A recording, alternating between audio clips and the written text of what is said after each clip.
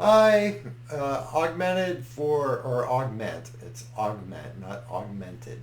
Augment for Arkansas Bear, and let's just pop in. Right, so we last looked at our little cheat sheet, and that's fine. So what I want to do is let's go ahead and look at this. Let's go down here. We already have group 1 is turned on, right? And so I am just going to say group 1 out. Oh, I'm not selected. I just have to touch it, all right? And now I can say group 1 out, and it goes away. How about group 2 full enter, right? And so you can see now that just by typing in that group 2 at full enter has brought up all of those channels, right? So now let's go out, and how about group 3 full enter? And this is all of that high side. Remember that high side numbering that I spoke about? And you're probably wondering, it's like, dude, you've got 5 acting areas wide for your front light and your back light. Why don't you have 5 areas wide for your side light? I would love to, but boy, that is a ton of equipment. Not only is it a ton of equipment, it's also not very effective, right? Because it makes long shadows. Let's say out, and let's just say 31 full enter, right? It makes a long shadow. It makes an oblong pool on the stage floor. So it's not very good for isolating to begin with. And in reality, I have just found full enter that doing 3 across works just fine. And I can talk more about this if you're curious as to why I don't have something that covers somebody here. And the reason is if somebody is standing here and they're facing off stage, why? They're facing away from 90% of the audience. It's bad staging. I don't need face light from there. If they are standing here, though, the next one coming from the other direction, 34, does light them there. And 35 full enter. And then 36 full enter. And now that is all 6 of my downstage cross lights are now turned on. Let's just go ahead and do a backspace, unique enter, and we'll get rid of everything. So that's side light. You can play around with some of that. If I want to scroll down my tombstone list, I don't know why that resized. It shouldn't. Let's go to channel. Well, it's still doing it. Doesn't matter. I can go ahead and just type in whatever number I want. How about we do 71 through 75, and let's say full enter. And you'll note that it automatically advanced me to where I need to be. When I select any fixture that has any parameter other than intensity, it's going to automatically engage this moving light controls panel. And I can just sit here and use my color selector, right? And I can pick whatever color I want. It's just that easy and that handy.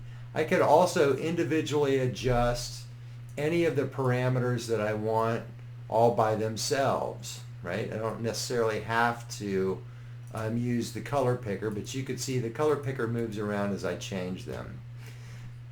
The little house that is above each one, right, it stands for home, right? So if I were to click on home, it's going to send the red illuminators back to full. If I click on all the color home, it sends it all back to its basic open white, right? So this is all the backlight through here, and now let's just do a unique enter, right? And let's say group 10. Group 10, full enter. All right, so these are our top gobos, the first of 3 systems of top gobo. This one is in a light yellow, and it just has this pattern. It's what I could find and use.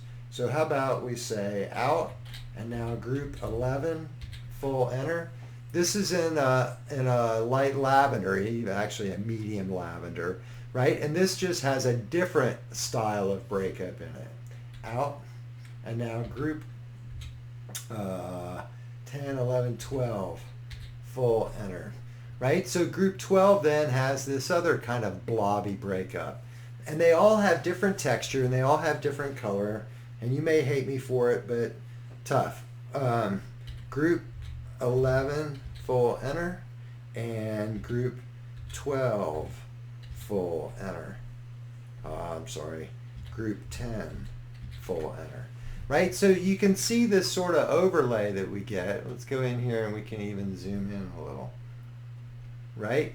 See how that floor gets that nice mottled sort of dappley feel, you know? And that's kind of moving towards the research that we were talking about.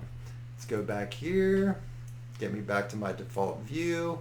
I'm going to go ahead and do a backspace, unique enter. And how about we go to group 13, full enter. Right, so this is the low side, and it might be hard to see, but again, it's probably more effective in real life. But you can see how it's just picking up just a little bit. It's picking up a little bit of different people in different spaces, right? And you can imagine how somebody walking around in that is going to have this real dappled, modelly look to them. It's not as strong in the visualizer, but it's actually pretty cool, right? So then out, and now how about we look at group 14, full enter. This is the shin, and the cool thing about the shin lights is see how it totally gets up underneath all of their chin. And then the other thing is that it leaves that floor completely open to be able to play texture on, right? So we can play texture there, and then you have those shin lights, right? And so let's say out and backspace, sneak enter. And let's see what else we have in here. Group 15, full enter. This is the high sides. They spill a little bit more into the wings, but they will help, between those two, they will help fill in quite a bit. And this would actually be probably what I would use as an alternative to front light whenever possible, right? And now let's say out, and now how about group 20, full enter? Right, those are the cyc lights. Distinctly uninspiring. I called ETC and I spoke with them, and there's really nothing that we can do about it to make them more punchy or more vibrant. I have the same issue from the bottom, so group 21, full enter, and they're just not doing it, right? Backspace, unique enter. So what I did is I put in these next three channels, 251 and 253, full enter, and they are moving lights from the front. This is our first look at what moving lights can do, and if you'll look up here in our moving light control, there are a lot of options associated with a moving light. These have a default, a pre-programmed position in them that is on the cyc. It doesn't mean you can't move them or change them, but at least, even though it's not as even, at least I got a little more intensity out of the cyc. I got a little bit more. It's not great. But they will also do gobos, right? Which is what the center fixture is kind of good at. So 252, full enter, right? So this center fixture then is set up that it can do gobos and gobo effects. Let's put that gobo fan on it. See, fun already. How about we rotate it a little bit? We spin it a little bit. Oh, it's starting to get good, right? And then what happens if we do something like that? I'm starting to feel a little love. Yeah, I think that one was the most fun of them, right? So anyway, by putting those three moving lights out front, I think it provides a little opportunity to do some of the things that everybody has discussed doing on the cyc. Unique enter. Let's look at our last couple of moving lights, and let's say 301 at full enter. 301 is This one is actually downstage center. It's hung front of house. So we can use that to mimic how a follow spot might work, right? And see how it sucks when you go far upstage. It just spills all over the cyc, right? But you can drive this one around and you can, and we can play with that. It might be able to do some effects on the floor too, but we'll see how that works out or how you decide to. 302 full enter is the next moving light, which is hung on the first electric and is going to be good at getting up underneath of the tree. And I think if I could actually drive, I'm not doing so good. Not doing good. Where are we?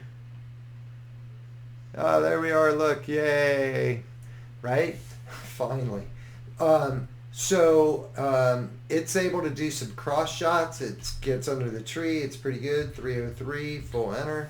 And then we have one more, and it's just on the other side of the first electric. It's more of a straight down shot. So that's your Arkansas Bear Augment 3D visualizer software and a quick little tour of how to do it and get around. I'll see ya. Good luck.